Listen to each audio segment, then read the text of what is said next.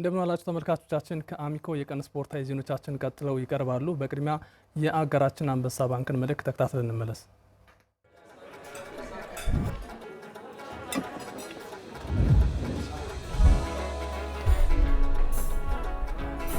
ይቅርታ ወንድሜ፣ እንጀራ ጭማሪ።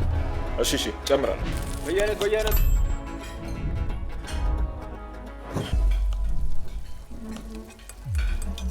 ምን እንደማስብ ታውቃላችሁ?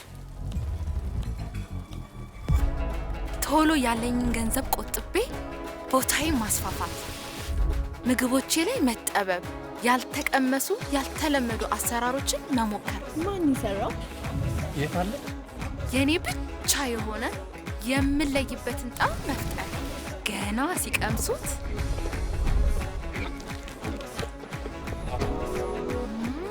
ያንን ልዩ ጣዕም ፍለጋ የሚመጡበትን ሬስቶራንት መክፈት፣ በፈጠርኩት ልዩ ጣዕም መታወቅ።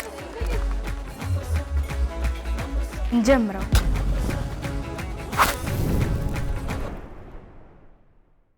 አንበሳ ባንክ እናመሰግናለን። በሀገሩ ዜናዎች ይጀምራለሁ። የደጋፊውን አቅም በመጠቀም የሚመራ አዲስ የደጋፊ ማህበር እንዲመረጥ የባህር ዳር ከተማ ስፖርት ክለብ ደጋፊዎች ጠየቁ። የአገልግሎት ዘመኑን ያጠናቀቀው የባህር ዳር ከተማ ደጋፊዎች ማህበር ስራ አስፈጻሚ በበኩሉ ኃላፊነቱን ለማስረከብ ለክለቡ ጥያቄ ማቅረቡን አስታውቋል። መልሰው ጥበቡ ተጨማሪ አለው።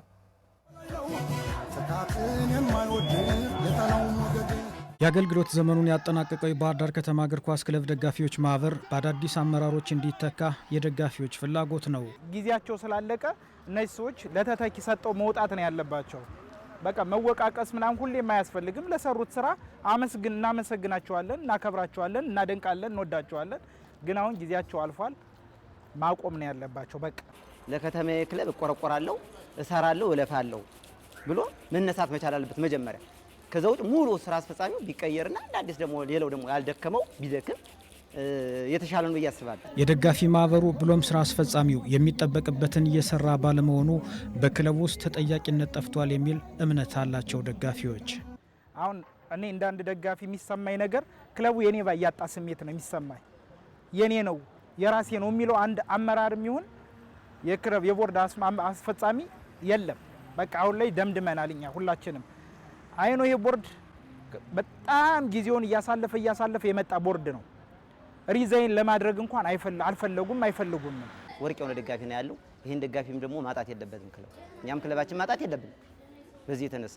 ስለዚህ ደጋፊ ማህበሩን በአዲስ ተሰማርቶ ስራውን ቢሰራ አዲስ ስራ አስፈጻሚ ተሹሞ በፈቃደኝነት ደግሞ ሌላውም ቃሪም ደጋፊ አባላቱም ደግሞ በቃ በሀሳብም ሆነ በገንዘብ ሳፖርት አድርጎ ክለባችን ብንታደገው ከመውረድ። የባህር ዳር ከነማ ደጋፊዎች ማህበር የስራ አስፈጻሚ አባል የሆነው በቃሉ ሞሳ እንዳለው የአገልግሎት ዘመናቸውን ማጠናቀቃቸውንና አዲስ የደጋፊ ማህበር እንዲቋቋም ለክለቡ ጥያቄ ማቅረባቸውን ተናግሯል። የአገልግሎት ጊዜያችን አልቋል።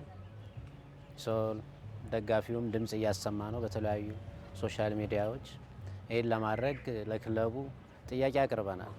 ቢኮዝ የመረጠን ደጋፊ ነው። አሁን ደግሞ የእሱን ድምጽ አዳምጠን ሌሎች እኛን ተክተው የሚሰሩ ልጆች ተመርጠው ከኛ የተሻለ እንዲሰሩ እገዛ አድርገን መውጣት አለብን። ይህንን ለማድረግ ክለቡን ጥያቄ አድርገናል። ግን የቦርድ ምርጫ ይቅደም ኢሚዲየትሊ፣ ከዛ በኋላ የእናንተ ምርጫ እናካሄዳለን የሚል መልስ ነው የሰጡን። የደጋፊ ማህበሩ የስራ አስፈጻሚ አባሉ በቃሉ ሞሳ እንዳለው በ2 ዓመታት ቆይታቸው ብዙ ያልሰሯቸው ነገሮች እንደሚበልጡም አልሸሸገም። 2 ዓመት አልፎናል። እዚህ ክለብ ላይ በጣም ሞራል ነበረኝ።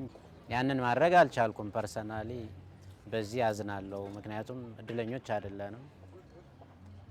እዚህ ስቴዲየም ላይ ቲማችን እየተጫወተ ቢሆን አገሪቱ ላይ ያለው አለመረጋጋት ጥሩ ሆኖ ቢሆን እንደ አለፉት አመራሮች ጥሩ ጊዜ ኖሮም ቢሆን ክለቡን የተሻለ ደጋፊ ቅርጽ ይኖረዋል ብዬ በራሴ በግሌ አምን ነበር።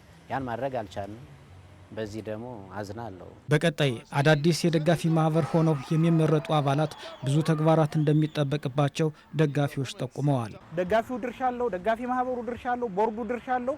እስቲል ከከንቲባችን ድረስ ድርሻ አለን። እያንዳንዱ ሰው ድርሻ አለው።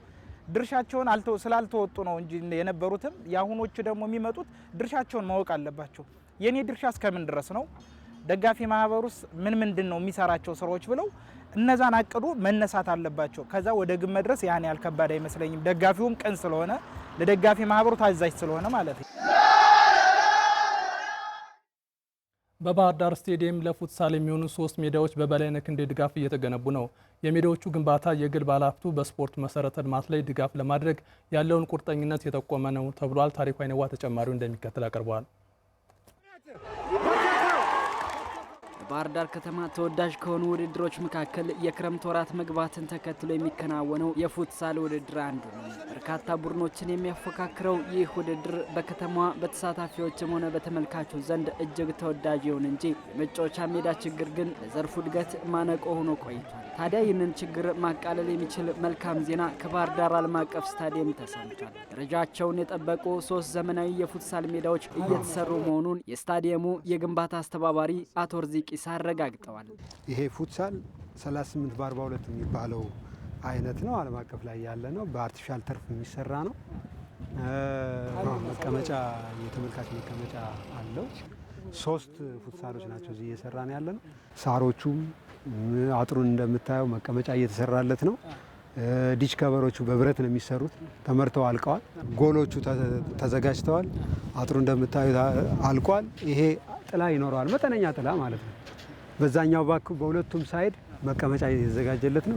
ለሶስቱም 6 መቀመጫዎች እየተዘጋጁ ነው ማለት ነው። አርቲፊሻል ተርፉም ኦልሬዲ ከቻይና እየመጣ ነው። አቶ ርዚቅ አርቲፊሻል ሳር በሚተከልለት በዚህ የፉትሳል ሜዳም ውድድሮችን ከማዘጋጀትና ስልጠናዎችን ከመስጠት በተጨማሪም ገቢ ማመንጫም ይሆናል ብለዋል። እንቅስቃሴ ማድረግ የሚፈልግ የጤና ቡድን እዚህ አካባቢ ያሉ ፕሮጀክቶች በአርቲፊሻል ተርፍ ትሬን ማድረግ እፈልጋለሁ ያለ መስራት እፈልጋለሁ ያለ ናሽናል ቲምም አቀርብለታለሁ ማለት ነው። አንዱ ይሄንን ጥያቄ ለመመለስ ነው። ሁለተኛው ቢዝነስ መሆን አለበት ነው። ማህበረሰቡ መጥቶ የሪክሬሽን ሴንተር ማድረግ አለብን። በአመት ውስጥ ከ60 እስከ 100 ቀን ብቻ ነው መደበኛ ጨዋታዎችን ልታካሄድ የምትችለው ቢዚ ልታደርገው የምችለው። ከዛ ውጭ ግን ፉትሳሉ 360 ቀን ቢዚ ልታደርገው ይችላል። 360 ቀን ብቻ አይደለም፣ በሽፍት ጧት እስከ ማታ ማካሄድ ይቻላል። በፉትሳል ስልጠና ላይ የተሰማሩ አሰልጣኞች ሜዳዎቹ ለባህር ዳር ከተማ የፉትሳል ስፖርት እድገት ሚናቸው ከፍ ያሉ ናቸው ሲሉም ተሞክረውም ወደ ክፍለ ከተሞች እንዲስፋፋ ጠይቀዋል። እስካሁን በፊት በአንድ ሜዳ ነበር ውድድሮች ሲዘጋጁ ምናምን የነበረው እንደምታውቀውና አሁን ደግሞ በኢንተርናሽናል ስቴዲየማችን ላይ የፉትሳል ሜዳዎች መዘጋጀታቸው ደግሞ የበለጠ ስፖርቱን እያነቃቃ ይሄዳል እና ይሄ ብቻ ደግሞ በቂ ነው ማለት አይቻልም። በየአካባቢ በየክፍለ ከተማው ቢያንስ ባህር ዳር ላይ ራሱ 3-4 የፉትሳል ሜዳዎች ሊኖሩ ይገባል። እንደዛ ከሆነ ታዳጊዎችን ወጣቶችንም እዛ ላይ እያሰራን የተሻለ የፉትሳል ተወዳዳሪ መሆን እንችላለን። አቶ ርዚቂሳ በስታዲየሙ እየተገነቡ የሚገኙት እነዚህ የፉትሳል ሜዳዎች የግሉ ባለሀብት በስፖርት መሰረተ ልማት ግንባታ ላይ እድሎች ከተመቻቹለት መሳተፍና ድጋፍ እንደሚያደርግም ያሳዩ ናቸው ብለዋል። ይሄ እንዲሰራ ሙሉ ስፖንሰር የሆነን በላይነህ ክንዴ ግሩፕ ነው ማለት ነው። ቢኬጂ የሚባለው ግሩፕ ነው። ኦልሞስት ወደ 78 ሚሊዮን አካባቢ አወጥቶበታል። ሀሳቡን እስካቀረብክ ድረስ እውነት ለመነጋገር የኛ ባለሀብቶች ለስፖርት ማህበረሰቡ ለሚጠቀምበት የማህበረሰብ ግዴታቸውን ከመወጣት አኳያ ወደ ኋላ የሚሉ አይደሉም፣ ባረጋገጡ ማለት ነው። ስለዚህ እኛ መንግስት ብቻ ነው የስፖርት ፋሲሊቲ ማሟላት ያለበት ከሚለው ሀሳብ መውጣት መቻል አለብን። ከውጭ በአውሮፓ ቻምፒየንስ ሊግ የጥሎ ማለፍ የመጀመሪያ ዙር ጨዋታ ትናንት የእንግሊዝ ክለቦች ውጤት